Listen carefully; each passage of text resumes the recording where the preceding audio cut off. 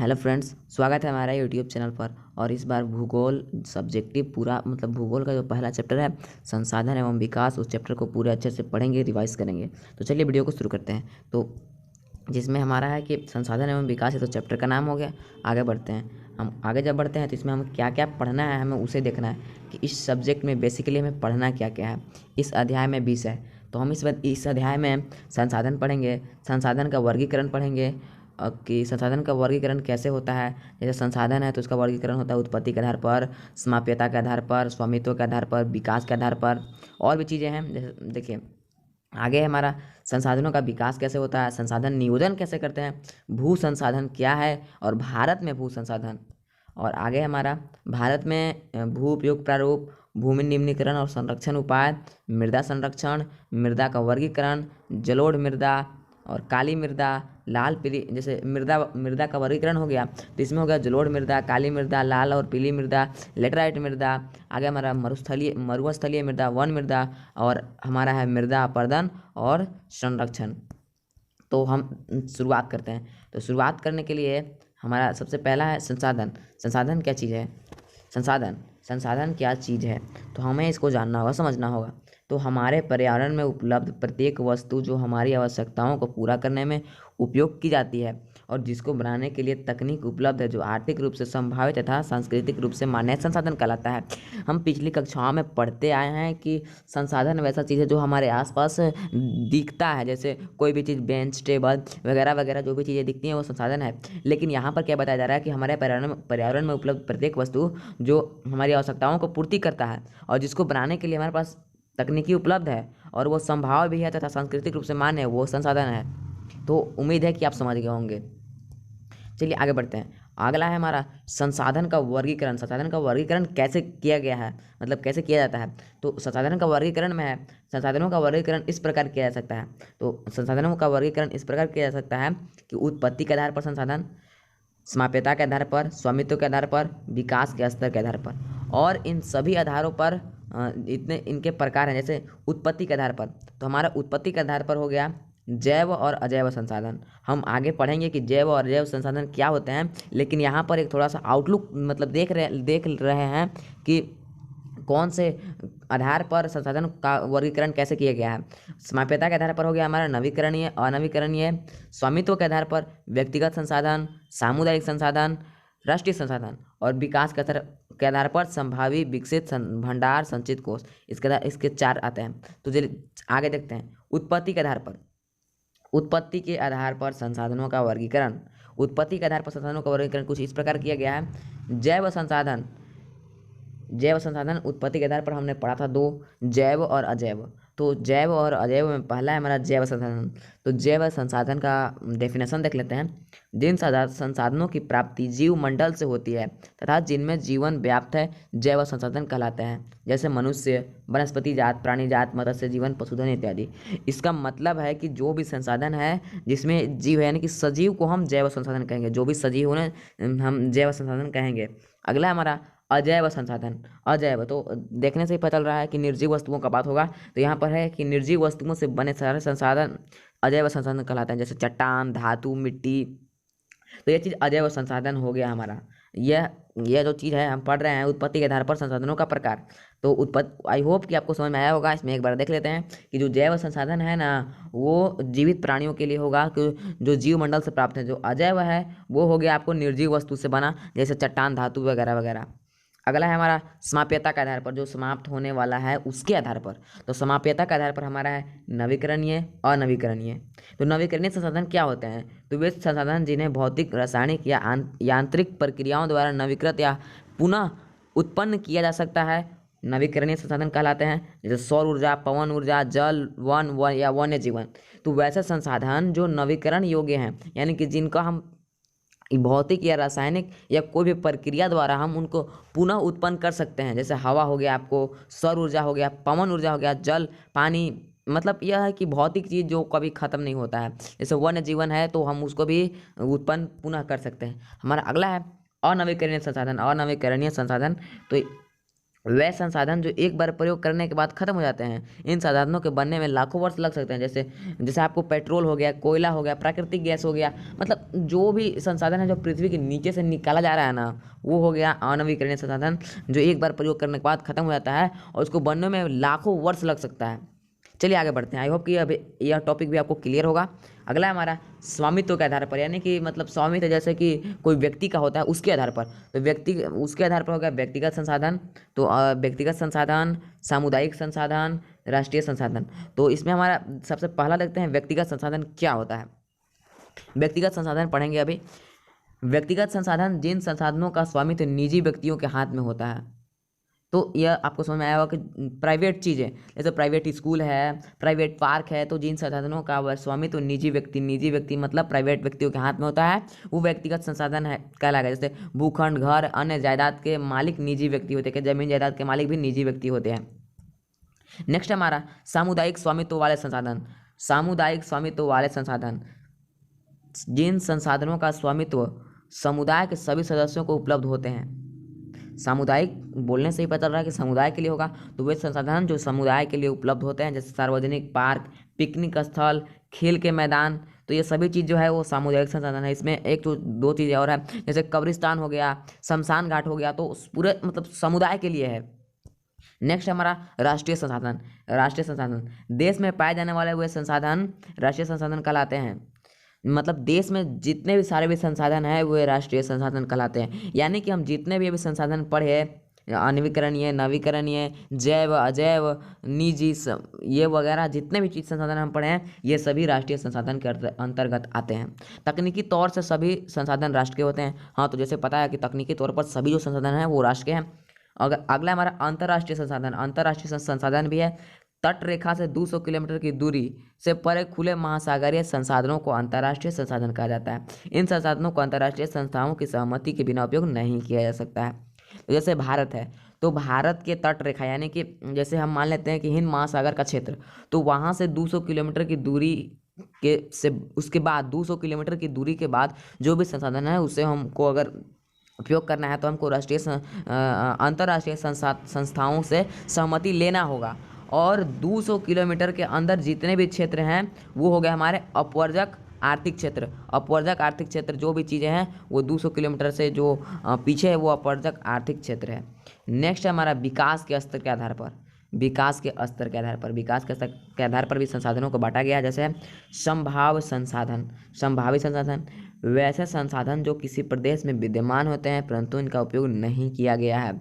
उदाहरण स्वरूप भारत के पश्चिमी भाग, राजस्थान एवं गुजरात में पवन और सौर ऊर्जा की अपार संभावना है, लेकिन इनका उपयोग नहीं किया गया। बस थोड़ा मोड़ा किया गया है जो फिलहाल में, लेकिन मतलब एक तरीके से नहीं किया गया। तो संभावित संसाधन वैसे संसाधन हैं जो कोई प्रदेश में हैं लेकिन इनका उपयोग ही नहीं किया जा रहा है। अगला है हमारा विकसित संसाधन। वैसे संसाधन जिनका सर्वेक्षण किया जा चुका है और जिनके उपयोग की गुणवत्ता और मात्रा निर्धारित किया चुकी है, विकसित संसाधन कहलाते हैं। जैसे जल ऊर्जा है, तो जल से हम बिजली बना रहे हैं, लेकिन एक मात्रा में। हम ये भी तो कर सकते थे कि एक ही बार बिजली बना लेते हैं, बना लेते हैं, लेकिन हम बिजली को मतलब जल से बिजली को धीरे धीरे बना रहे हैं ताकि वो भविष्य के लिए भी काम आए। अगला हमारा भंडार। भंडार संसाधन जिनका सर्वेक्षण किया जा चुका है परंतु प्रौद्योगिकी के अभाव में जिनका उपयोग नहीं किया जा सकता है। उदाहरण के लिए जल दो ज्वलनशील गैस जैसे हाइड्रोजन और ऑक्सीजन का यौगिक है जिसे ऊर्जा के मुख्य स्रोत के रूप में उपयोग किया जा सकता है, लेकिन तकनीकी ज्ञान के अभाव में ऐसा संभव नहीं है। यानी कि भंडार करने का मतलब है कि ऐसा संसाधन जिनका सर्वेक्षण हो चुका है, जैसे जल है, लेकिन प्रौद्योगिकी के अभाव में उसका उपयोग ही नहीं किया जा रहा है। जैसे जल है, तो जल का सूत्र आपको पता हो कि H2O होता है, तो हाइड्रोजन और ऑक्सीजन को हम जल से अलग कैसे करें। जैसे हाइड्रोजन जो चीज़ है ना, यह ऊर्जा का बहुत ही बड़ा स्रोत है, और ऑक्सीजन, तो हम इनको अलग कैसे करेंगे, तो यह बात पता ही नहीं है। तो यह हमारे लिए भंडार है, लेकिन भविष्य में इनका उपयोग किया जाएगा। अगला है हमारा संचित कोष। वैसे संसाधन जो भंडार का एक हिस्सा है जिनका उपयोग तकनीक द्वारा किया जा सकता है परंतु जिनका उपयोग अभी शुरू नहीं किया गया, जैसे बांधों में जल आदि संचित कोष हैं। जैसे वो संसाधन जो भंडार का हिस्सा है, जैसे भंडार अभी हम बोले ना, जैसे भंडार चीज़ है, जैसे जल हो गया भंडार, लेकिन उनका उपयोग तकनीक के द्वारा किया जा सकता है परंतु जिनका उपयोग अभी शुरू नहीं हुआ है, जैसे बांधों में जल, उनका उपयोग शुरू नहीं है। वन आदि सब संचित कोष है। आई होप कि यह टॉपिक पूरा आपको क्लियर हुआ होगा। चलिए आगे बढ़ते हैं। हमारा आगे है कि संसाधनों का विकास, मतलब संसाधनों का विकास कैसे होता है, कैसे किया जाता है। तो संसाधनों का विकास के लिए हमें मानव अस्तित्व के लिए संसाधन महत्वपूर्ण है। पहला बात कि मानव के लिए संसाधन बहुत ही ज़्यादा महत्वपूर्ण है, क्योंकि संसाधन नहीं रहेगा तो मतलब मानव का जो भी इच्छा है, जो भी चीज़ का पूर्ति है वो नहीं हो पाएगा।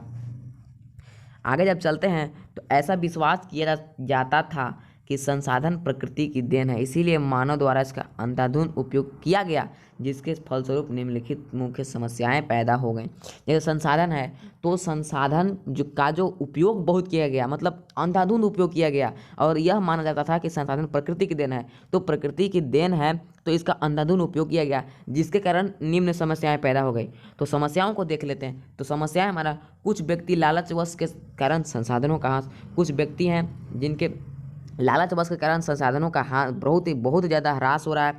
समाज के कुछ ही लोगों के हाथ में संसाधनों का संचय, जिससे समाज के दो हिस्सों अमीर तथा संसाधनहीन यानी गरीब के बीच संबंध संसाधनों का बढ़ जाना है। जैसे जिनके पास पैसे हैं वे अधिक संसाधनों का उपयोग करते हैं, वे अमीर हैं। जिनके पास पैसे नहीं है वे संसाधनों का उपयोग बहुत ही कम करते हैं, यानी कि वे गरीब हैं। तो अंधाधुंध उपयोग के कारण ये भी एक चीज़ जो समस्या हो गई है। संसाधनों के अंधाधुंध शोषण ने वैश्विक पारिस्थितिकी संकट पैदा किया, जैसे भूमंडलीय तापन, ग्लोबल वार्मिंग, जैसे ओजोन परत का अवक्षय, पर्यावरण प्रदूषण, भूमि निम्नीकरण। ये तो चीज़ है ना, संसाधनों का शोषण बहुत हुआ, अंधाधुंध शोषण हुआ, जिसके कारण वैश्विक परिस्थिति संकट पैदा हो गया, जैसे भूमंडलीय तापन, ओजोन परत। तो आपको ये चीज़ समझ में आ रहा होगा। आगे बढ़ते हैं। मानव जीवन की गुणवत्ता और वैश्विक शांति के लिए समाज में संसाधनों का न्याय संगत बंटवारा आवश्यक हो गया है। जैसे अमीर हैं तो वो ज़्यादा संसाधन का उपयोग कर ले रहे हैं, गरीब नहीं कर पा रहे हैं, तो इसीलिए मानव जीवन की गुणवत्ता और वैश्विक शांति के लिए समाज में संसाधनों का बंटवारा न्याय संगत है, मतलब जरूरी हो गया। संसाधनों के सही उपयोग के लिए हमें सतत आर्थिक विकास करने की आवश्यकता है। अगर हमको संसाधनों का सही उपयोग करना है तो हमको आर्थिक विकास करना भी जरूरी होगा। सतत आर्थिक विकास का तात्पर्य ऐसा विकास है जो पर्यावरण को बिना नुकसान पहुंचाए और वर्तमान विकास की प्रक्रिया भविष्य की पीढ़ियों के लिए आवश्यकता की उपेक्षा ना करे।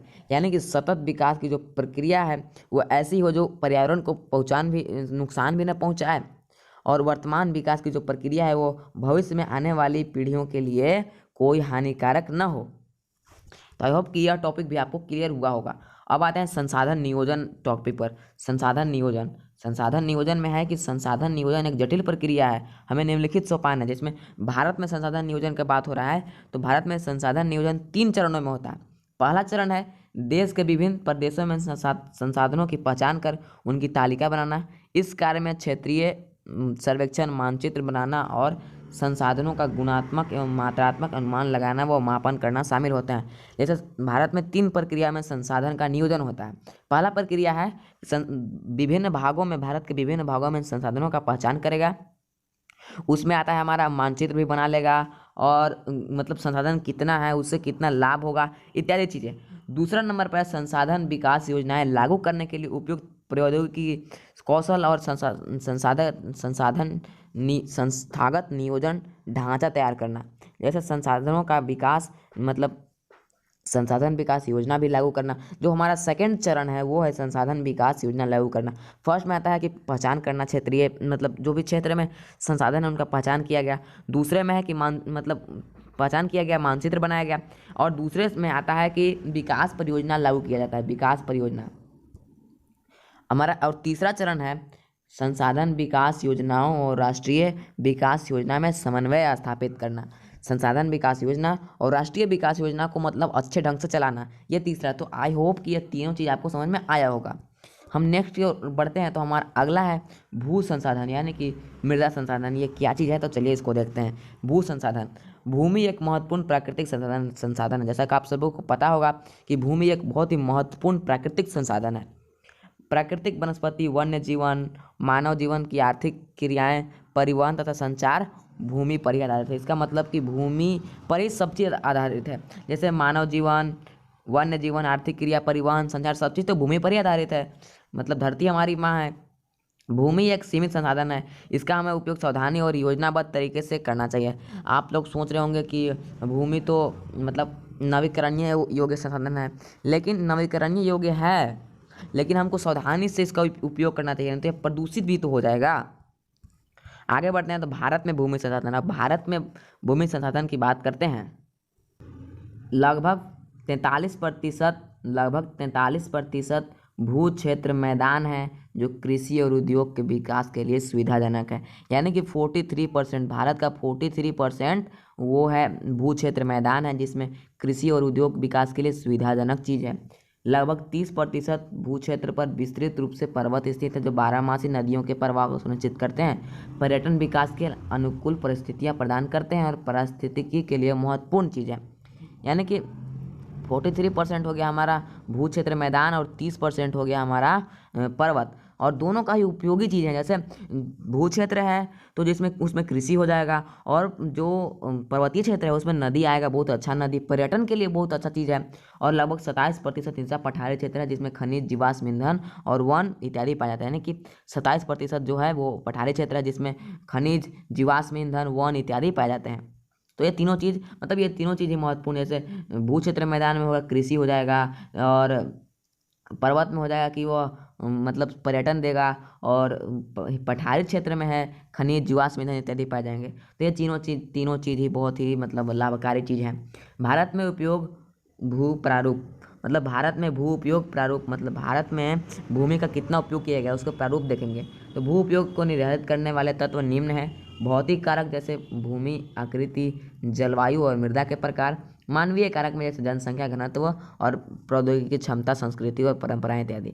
तो भू उपयोग को निर्धारित करने वाले 2 तत्व हैं। पहला तत्व हो गया हमारा भौतिक कारण और मानवीय कारक। तो भौतिक कारण में जैसे उबड़ खाबड़, जलवायु, मृदा, और मानवीय कारक में जनसंख्या, घनत्व, प्रौद्योगिकी क्षमता, संस्कृति, परंपरा, यह मानवीय कारक है, और भौतिक कारक में ये आ जाएगा। आगे बढ़ते हैं तो हमारा आगे जो लिखा हुआ है उसे देखते हैं। तो हमारा जब मिलता है कि भारत का कुल भौगोलिक क्षेत्रफल 32.8 लाख वर्ग किलोमीटर है। क्लास 9वां से ही पढ़ते आ रहे हैं, परंतु इसके 93% भाग के ही भू आंकड़े उपलब्ध किए गए हैं। तो जैसे 32.8 लाख वर्ग किलोमीटर तो है, लेकिन केवल 93% का ही हमें आंकड़ा उपलब्ध है। अब 7% कहाँ है तो उसको हम लोग आगे देखेंगे कि 7% कहाँ गया है। तो हम आगे जब देखते हैं, इसका कारण भी लिखा हुआ है, क्योंकि पूर्वांतर प्रांतों में असम को छोड़कर अन्य प्रांतों के सूचित क्षेत्र के बारे में जानकारी उपलब्ध नहीं है। इसके अलावा जम्मू कश्मीर और पाकिस्तान चीन अधिकृत क्षेत्रों की भूमि का उपयोग सर्वेक्षण नहीं हुआ है।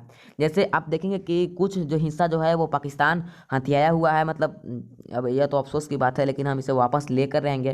तो ये तो वो बात हो गई, लेकिन कुछ भाग जम्मू कश्मीर हथियाया और कुछ भाग चाइना हथियाया है, तो इन दोनों को तो छोड़ेंगे नहीं, लेकिन अभी पढ़ लेते हैं। और जो पूर्वों के राज्य हैं जैसे असम, नागालैंड, उसमें से असम का ही बात हुआ है, मतलब सिर्फ असम का ही आंकड़ा उपलब्ध है। तो बाकी जो क्षेत्र हैं उन्हीं को मिलाकर के 7% हुआ है। अगर आपको लिखने के लिए आए, क्वेश्चन दे दे कि भारत में 93% भाग का ही भू उपयोग आंकड़ा उपलब्ध है, 7% आंकड़ा कहाँ है, तो आप आसानी से लिख सकते हैं। आगे बढ़ते हैं। हमारा आगे भूमि निम्नीकरण और संरक्षण उपाय। भूमि निम्नीकरण होता है कैसे, संरक्षण और उसका उपाय क्या है। कुछ मानवीय क्रियाओं जैसे वनोन्मूलन, अति पशुचारण, खनन ने भूमि के निम्नीकरण में भूमिका बहुत निभाई है। कुछ मानव को क्रिया है जैसे वन को काट देना, पशुओं को बहुत ज़्यादा वन में चराना, खनन, जिसके कारण भूमि निम्नीकरण हो रहा है। भूमि निम्नीकरण इन कारणों से होता है। अब आते हैं भूमि निम्नीकरण को रोकने के उपाय कौन कौन से हैं। तो भूमि निम्नीकरण को रोकने के उपाय निम्न हैं, जिसमें पहला हमारा वन रोपण। वन को रोककर हम भूमि का निम्नीकरण को सुरक्षा कर सकते हैं। चारागाहों का उचित प्रबंधन, मतलब चारागाह एक तरह, जैसे चारागाह एक जगह पर बना दिया जाए, हम हर जगह चारागाह ना हो। पशुचारण नियंत्रण, रेतीले टीलों को कांटेदार झाड़ियों द्वारा स्थिरीकरण, इसमें भी हो गया वन लगाना, क्योंकि रेतीले टीलों जहाँ वहाँ पर मृदा अपरदन हो जाता है, तो वहाँ जब कटीली झाड़ियाँ लगाएंगे तो वहाँ मृदा अपरदन नहीं होगा। बंजर भूमि का उचित प्रबंधन, जो बंजर भूमि है उसका उपयोग, और खनन नियंत्रण, खनन बहुत ही ज़्यादा हो रहा है, जैसे कोयला खदान, पेट्रोलियम वगैरह, मतलब बहुत चीज़ें हैं जिसमें खनन होता है, तो खनन पर रोक लगाया जाएगा। तो भूमि निम्नीकरण को ये रोकने के निम्न उपाय हैं। चलिए आगे बढ़ते हैं। तो हमारा आगे है मृदा संसाधन, यानी कि हम आगे पढ़े थे भू संसाधन, अब पढ़ेंगे मृदा संसाधन। अब आपको एक चीज़ समझ में अगर आए तो ठीक है, नहीं आए तो समझा देता हूँ। आप समझ रहे हो कि भूमि और मृदा में अंतर क्या है, भूमि और मृदा में अंतर क्या है। तो मैं आपको बता देता हूँ जैसे भूमि हो गया कि भूमि में सब चीज़ आएगा, ऊंचा नीचा समतल जमीन पहाड़ी क्षेत्र सब चीज़ आ जाएगा। लेकिन मृदा में क्या आएगा, जैसे मृदा में हो गया आपका कि कुछ खास क्षेत्र है, जैसे आपको काली मिट्टी मतलब काली मृदा, तो यह एक क्षेत्र में पाया जाएगा। जैसे समतल क्षेत्र में है तो एक क्षेत्र में पाया जाएगा। तो मृदा हो गया भूमि के अंदर मृदा आता है, भूमि के अंदर मृदा आता है। आई होप कि आपको समझ में आया होगा। मृदा अथवा मिट्टी सबसे महत्वपूर्ण नवीकरणीय प्राकृतिक संसाधन है। यह पौधों के विकास का माध्यम है जो पृथ्वी पर विभिन्न प्रकार के जीवों का पोषण करती है। तो मृदा संसाधन, तो इसके लाभ क्या क्या है, तो यह दो चीज़ है कि यह सबसे नवीकरणीय प्राकृतिक संसाधन है, और दूसरा चीज़ है कि पौधों का विकास का माध्यम जो पृथ्वी पर विभिन्न प्रकार के जीवों का पोषण करती है। यानी कि मृदा के माध्यम से पौधों का विकास होता है, पोषण होता है, जिसके कारण हम लोग खाना भी खा पाते हैं। मृदा का वर्गीकरण, अब इस टॉपिक पे आते हैं कि मृदा का वर्गीकरण कैसे किया गया है। मृदा बनने की प्रक्रिया को निर्धारित करने वाले तत्व उनके रंग, गहराई, गठन, आयु व रासायनिक भौतिक गुणों के आधार पर भारत की मृदाओं को निम्नलिखित प्रकारों में बांटा जा सकता है। यानी कि मृदा जो उनके रंग, गहराई, गठन, आयु, रासायनिक और भौतिक गुण के आधार पर निम्न प्रकार में बांटा गया है। तो जिसमें पहला है हमारा जलोढ़ मृदा। जलोढ़ मृदा मतलब जैसे इसका प्रकार है, भारत में मृदा का वर्गीकरण किया गया है। तो पहला हमारा जलोढ़ मृदा, दूसरा हो गया हमारा काली मृदा, एंड तीसरा हो गया लाल पीली मृदा, चौथा हो गया लेटराइट मृदा। और आगे बढ़ते हैं तो हमारा आगे मिल जाता है मरुस्थलीय मृदा, वन मृदा। तो ये सब चीज़ें हैं। तो इन सब चीज़ों को हम लोग अभी मतलब अभी तुरंत ही इन चीज़ों को देखने वाले हैं। तो आइए जलोढ़ मृदा को देखते हैं। जलोढ़ मृदा के बारे में पढ़ते हैं। जलोढ़ मृदा है क्या, तो संपूर्ण उत्तरी मैदान जलोढ़ मृदा से बना है। जैसे कि अगर भारत का नक्शा बना है तो उसमें संपूर्ण उत्तरी मैदान है वह जलोढ़ मृदा से बना है।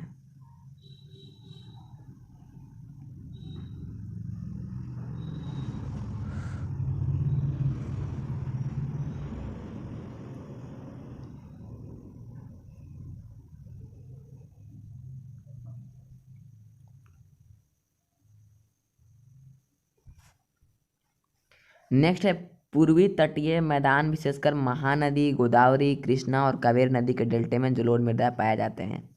पूर्व तटीय मैदान जैसे महानदी हो गया, गोदावरी, कृष्णा और कावेरी नदी के डेल्टा में जलोढ़ मृदा पाया जाता है। अधिकतम उपजाऊ होने के कारण जलोढ़ मृदा वाले क्षेत्रों में गहन कृषि की जाती है, जिससे यहाँ जनसंख्या घनत्व अधिक है। जैसे यह मृदा जो है वो बहुत ही उपजाऊ मृदा है, तो जिसके कारण वहाँ कृषि बहुत अधिक किया जाता है। जहाँ कृषि अधिक होगा जनसंख्या घनत्व भी अधिक ही होगा।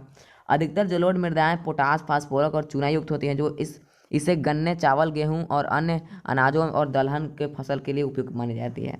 इसमें आपको अगर पूछ दे कि जलोढ़ मृदा में कौन कौन से तत्व पाए जाते हैं, तो इसमें मुख्यतः पोटास और फास्फोरस चूना युक्त होते हैं, जिसके कारण इसमें गन्ना, चावल, गेहूं और अन्य अनाजों का उत्पादन होता है। आगे हमारा काली मृदा। काली मृदा, इन मृदाओं का रंग काला है, इन्हें रेगर मृदा भी कहा जाता है। अगर पूछे कि काली मृदा का एक और नाम बताएं तो रेगर मृदा हो जाएगा। रेगर मृदा, काली मृदा मतलब इनका रंग ही काला है। काली मृदा कपास की खेती के लिए उचित समझी जाती है, इसे काली कपास मृदा के नाम जाना जाता है। काली मृदा कपास की खेती के लिए उपयुक्त है, इसीलिए इसे हम लोग काली कपास मृदा भी कहते हैं। इस प्रकार की मृदा महाराष्ट्र, सौराष्ट्र, मालवा, मध्य प्रदेश और छत्तीसगढ़ के पत्थर पर पाई जाती है। दक्षिण पूर्वी दिशा में गोदावरी और कृष्णा नदी के घाटियों तक फैली है। जैसे महाराष्ट्र हो गया, मध्य प्रदेश हो गया, छत्तीसगढ़ इत्यादि क्षेत्रों में काली मृदा बहुत ही ज़्यादा पाई जाती है। काली मृदा बहुत महीन कणों अर्थात मृतिका से बनी है। तो आपको पूछ जाए काली मृदा किससे बनी है, तो काली मृदा महीन कणों से बनी है। इनके नमी धारण करने की क्षमता बहुत अधिक होती है, मतलब ये बहुत ही अधिक पानी को सह सकते हैं। ये मृदाएं कैल्शियम कार्बोनेट, मैग्नीशियम, पोटास और चूने जैसे पौष्टिक तत्वों से भी परिपूर्ण है। मतलब कि यह जलोढ़ मृदा और काली मृदा दोनों ही मृदाएं उपजाऊ हैं। आगे हमारा लाल और पीली मृदा। लाल पीली मृदा, लाल मृदा दक्कन पठार के पूर्वी और दक्षिण हिस्सों में रवेदार आग्नेय चट्टानों पर कम वर्षा वाले क्षेत्रों में विकसित हुए हैं। लाल मृदा है जो दक्कन का पठार और पूर्व दक्षिण हिस्सों में रावेदार आग्नेय चट्टान पर कम वर्षा वाले भागों में विकसित हुई है। अगर आपको यहाँ पर आग्नेय चट्टान समझ में नहीं आ रहा है तो अगर आप मतलब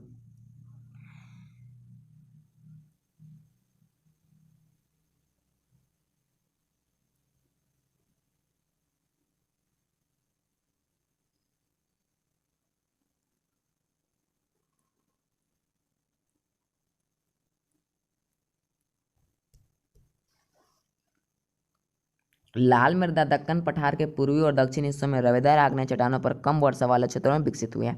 लाल मृदा जो दक्कन के पठार और पूर्वी दक्षिण हिस्सों में आग्नेय चट्टानों पर कम वर्षा वाला में विकसित हुआ है। लाल और पीली मृदाएं उड़ीसा, छत्तीसगढ़, मध्य गंगा के मैदान के दक्षिणी छोर, पश्चिमी घाट में पहाड़ी पथ पर पाई जाती है। लाल पीली मृदाएं हैं वो उड़ीसा, छत्तीसगढ़, मध्य गंगा के दक्षिण छोर इत्यादि क्षेत्रों में पाई जाती हैं। इन मृदाओं का लाल रंग रवेदार आग्नेय और रूपांतरित चट्टानों में लौह युक्त के प्रसार के कारण होता है। अगर आपको यह जानना है कि चट्टान कितने प्रकार के होते हैं तो आप नेट पर सर्च करके, गूगल पर सर्च करके आप चट्टान के बारे में जान सकते हैं। नेक्स्ट हमारा लेटराइट मृदा। लेटराइट मृदा है क्या, इसे देखते हैं। लेटराइट मृदा उच्च तापमान और अत्यधिक वर्षा वाले क्षेत्रों में विकसित हुआ है। जहाँ पर तापमान ज़्यादा होगा और जहाँ वर्षा ज़्यादा होगा वहीं लेटराइट मृदा पाया जाएगा। यह मृदाएं मुख्य तौर पर कर्नाटक, केरल, तमिलनाडु, मध्य प्रदेश, उड़ीसा तथा असम के पहाड़ी क्षेत्रों में पाई जाती है। यह सबसे ज़्यादा जो लेटराइट मृदा है वो कर्नाटक में पाया जाता है। उसके बाद केरल में, तमिलनाडु इत्यादि क्षेत्रों में लेटराइट मृदा बहुत ज़्यादा पाया जाता है, क्योंकि यहाँ पर बारिश अधिक होती है और धूप भी अधिक होती है। इसका और भी गुण है, इस मृदा पर अधिक मात्रा में खाद और रासायनिक उर्वरक डालकर ही खेती की जा सकती है। मतलब कि ये उपजाऊ नहीं होती, बहुत ही कम उपजाऊ होती है। इस मृदा में ह्यूमस की मात्रा कम पाई जाती है, क्योंकि अत्यधिक तापमान के कारण जैविक पदार्थ को अपघटित करने वाले बैक्टीरिया नष्ट हो जाते हैं। जो यह मृदा इसीलिए उपजाऊ नहीं होता है क्योंकि तापमान अधिक होता है, और तापमान अधिक होने के कारण जो भी बैक्टीरिया है जो अपघटित करेगा वही मर जाते हैं। हमारा नेक्स्ट है मरुस्थलीय मृदा। मरुस्थलीय यानी कि पहाड़ी मृदा नहीं, मरुस्थलीय मृदा मतलब कि रेतीली मृदा। ये मृदाएं मुख्यतः पश्चिमी राजस्थान में पाई जाती हैं। राजस्थान के क्षेत्रों में ये मृदाएं पाई जाती हैं, क्योंकि थार का जो मरुस्थल है वहीं है, तो वहीं उन्हीं जगहों पे ये मरुस्थलीय मृदा पाई जाती है। इस मृदा को सही तरीके से संचित करके कृषि योग्य बनाया जा सकता है। इस मृदा को अगर हम सही तरीके से सिंचित करें तो यह कृषि योग्य हो सकता है। शुष्क जलवायु और उच्च तापमान के कारण जलवाष्प दर अधिक है और मृदा में ह्यूमस और नमी की मात्रा कम होती है। मतलब यह भी उपजाऊ नहीं है। नमक की मात्रा अधिक पाए जाने के कारण झील से वाष्पीकृत करके नमक खान भी बनाया जाता है। मतलब कि मरुस्थलीय मृदा में नमक की मात्रा अधिक होती है, जिसके कारण वहाँ पर जो झील होते हैं उन्हें वाष्पित करके नमक भी बनाया जाता है। तो ये एक उपयोग हो गया इसका। हमारा अगला है वन मृदा। वन मृदा, ये मृदाएं आमतौर पर पहाड़ी और पर्वतीय क्षेत्रों में पाई जाती हैं, जहां पर्याप्त वर्षा वन उपलब्ध है। जहां पर भी वर्षा वन उपलब्ध होगा वहीं पर वन मृदा पाया जाएगा। इन मृदाओं के गठन एवं पर्वतीय पर्यावरण के अनुसार बदलाव आता है। गठन और पर्वतीय पर्यावरण के अनुसार बदल जाता है। नदी घाटियों में ये मृदाएं दोमट और सिल्टदार होती है। दोमट मिट्टी और सिल्टदार मिट्टी, नदी घाटियों में ये मृदाएं दोमट और सिल्टदार होती हैं, परंतु ऊपरी ढालों पर इनका गठन मोटे कणों से होता है। मतलब वन मृदा का यह तीनों प्रकार है। कहाँ क्या होता है, तो नदी घाटी में दोमट और सिल्टदार, और उसके ऊपर ढालों में मोटे कणों से ये बन जाते हैं। नदी घाटियों के निचले क्षेत्रों में विशेषकर नदी सोपान और जलोढ़ पंखुआ आदि ये मृदाएं उपजाऊ होती हैं। मतलब ये मृदाएं कहाँ उपजाऊ होती हैं, तो नदी घाटी के निचले क्षेत्रों में ये मृदाएं उपजाऊ होती हैं। अब हमारा आगे है कि मृदा संरक्षण, मतलब मृदा अपर्दन और संरक्षण। तो मृदा अपर्दन क्या है? मृदा अपर्दन के प्राकृतिक कारक पवन, हिमनद और जल मृदा अपर्दन के प्राकृतिक तत्व हैं। मतलब मृदा अपर्दन होता क्या है, तो जनरली मृदा का जो कटाव होता है वही मृदा अपर्दन है। तो मृदा अपर्दन के प्राकृतिक कारक पवन, हिमनद, जल मृदा अपर्दन के प्राकृतिक तत्व हैं। जैसे पवन हो गया तो हवा चलता है तो मिट्टी उड़ जाता है। हिमनद हो गया, जल हो गया, मतलब जल से भी तो मृदा का कटाव होता है। और दूसरा है हमारा प्राकृतिक कारक कितना है, लेकिन दूसरा हमारा मानवीय कारक है, यानी कि हम जो बेवकूफ़ लोग हैं हम लोग भी मृदा का अपरदित कर देते हैं। जैसे वन उन्मूलन हो गया, वन को काट देना, अति पशुचारण, खनन मृदा के अन्य मानवीय कारक है मृदा अपर्दन के। तो हमें इसको बचाना है। अब इसका उपाय है, मृदा संरक्षण का उपाय भी है सोपान अथवा सीढ़ीदार कृषि करके। जहाँ पर भी ऐसा क्षेत्र है, जैसे पर्वतीय क्षेत्र हो गया, पर्वतीय क्षेत्रों में सीढ़ीदार मतलब सीढ़ी नुमा कृषि, जैसे ऐसे हो गया तो यहाँ पर कृषि, यहाँ कृषि, यहाँ कृषि, तो ऐसे कृषि किया जाए। पट्टी कृषि किया जाएगा। पेड़ों को कतार में लगाकर रक्षक मेखला बनाना, यानी कि पेड़ों को कतार में लगा करके एक रक्षक मेखला बना देना। तो ये चीज़ें हैं। हमारा अगला है, आज पूरा ये चैप्टर था यह एंड हो गया, लेकिन इसका जो सारांश है अभी हम उस सारांश को देखने वाले हैं, इस चैप्टर के सारांश को। तो चलिए देखते हैं। तो सारांश में हमारा है, भारत में संसाधन नियोजन 3 प्रकार में होते हैं। तो जैसा कि आप पिछले भी पढ़ चुके हैं कि पहले उनका तालिका बनाना पहचान करके, और फिर उपयुक्त प्रौद्योगिकी कौशल और संस्थागत नियोजन ढांचा तैयार करना, और तीसरा में है कि संसाधन विकास योजना और राष्ट्रीय विकास योजना में समन्वय स्थापित करना। आगे हमारा भारत में भू उपयोग प्रारूप। भारत में भू उपयोग प्रारूप, तो चलिए इसको हर एक टॉपिक वाइज देखते हैं। भारत का भौगोलिक क्षेत्रफल 32.8 लाख वर्ग किलोमीटर है। 93% मतलब 93% भाग के भू उपयोग का आंकड़ा उपलब्ध है। और जैसा कि आपको पता होगा कि 7% कहाँ है, तो जैसे चाइना कुछ हथियार रखा है, पाकिस्तान हथियार रखा है, और पूर्व राज्यों में असम को छोड़कर मतलब उसका आंकड़ा उपलब्ध नहीं हो पाया है। असम को छोड़कर अन्य प्रांतों में सूचित क्षेत्रों के बारे में जानकारी नहीं है। जम्मू कश्मीर और पाकिस्तान और चीन अधिकृत क्षेत्रों के भूमि का उपयोग संरक्षण नहीं हुआ है। अस्थायी चारागाहों के अंतर्गत भूमि में कमी आई है। प्रतिभूमि, जिस भूमि पर 2-3 साल तक एक फसल ही ली जाती है। प्रतिभूमि वैसे भूमि को कहते हैं जिस भूमि पर 2-3 सालों में एक फसल ली जाती है, मतलब 2-3 साल हो गया तो एक फसल ही उगाया गया, उसको प्रतिभूमि बोलेंगे। और अगर शुद्ध बोया गया क्षेत्र, मतलब शुद्ध बोया गया क्षेत्र, एक वर्ष में बोया गया जितना भी क्षेत्र है वो शुद्ध बोया गया क्षेत्र है। इसका मतलब कि प्रतिभूमि शुद्ध बोया गया क्षेत्र के अंतर्गत आएगा। पंजाब और हरियाणा क्षेत्र में शुद्ध बोया गया क्षेत्र सबसे अधिक है। इसका मतलब कि पंजाब और हरियाणा के क्षेत्रों में खेती अधिक होता है, क्योंकि यहाँ पर शुद्ध बोया गया क्षेत्र अधिक है। अरुणाचल प्रदेश, मिजोरम, मणिपुर, अंडमान निकोबार में कम शुद्ध बोया गया क्षेत्र है। भारत में 54% भाग पर खेती होती है, यानी कि भारत के 54% भाग पर खेती होती है। ऑब्जेक्टिव क्वेश्चन में आ सकता है। भारत में राष्ट्रीय वन नीति 1952 ईस्वी में लागू हुआ था, यानी कि 1952 ईस्वी में भारतीय वन नीति लागू हुआ था। बंजर भूमि, पहाड़ी चट्टानों, सूखी और मरुस्थलीय भूमि, मतलब बंजर भूमि, पहाड़ी चट्टानों, सूखी और मरुस्थलीय भूमि। गैर कृषि परियोजना में बस्तियां, सड़कें, रेल उद्योग। आगे हमारा भू संसाधन का निम्नीकरण। लंबे समय तक लगातार भूमि संरक्षण और प्रबंधन की अवहेलना करने में लगातार भू उपयोग के कारण भूमि संसाधनों का निम्नीकरण हो रहा है, जिसका कहना कारण है लंबे समय तक भूमि का संरक्षण और प्रबंधन की अवहेलना, मतलब हम संरक्षण भी नहीं कर रहे हैं और लंबा समय तक हम उपयोग कर रहे हैं, तो जिसके कारण भू संसाधनों का निम्नीकरण हो रहा है। फ्रेंड्स, यहाँ पर कुछ क्वेश्चंस दिए गए हैं, अगर आपको इसका आंसर चाहिए तो ये पार्ट 2 जल्दी आएगा। आप अगर इसका आंसर चाहिए तो आप कमेंट बॉक्स में लिख सकते हैं कि इसका आंसर चाहिए, तो मैं इसका वीडियो भी बनाऊंगा इन सभी क्वेश्चनों का आंसर। चलिए मिलते हैं किसी नए वीडियो में किसी नए टॉपिक के साथ, तब तक धन्यवाद। लेकिन हाँ दोस्तों, अगर आपने अभी तक हमारा चैनल को सब्सक्राइब नहीं कर रखा है तो हमारा चैनल को सब्सक्राइब कर लें, क्योंकि ऐसे वीडियो आपके पास आते रहेंगे। तो तब तक मिलते हैं किसी नए वीडियो में किसी नए टॉपिक के साथ। धन्यवाद।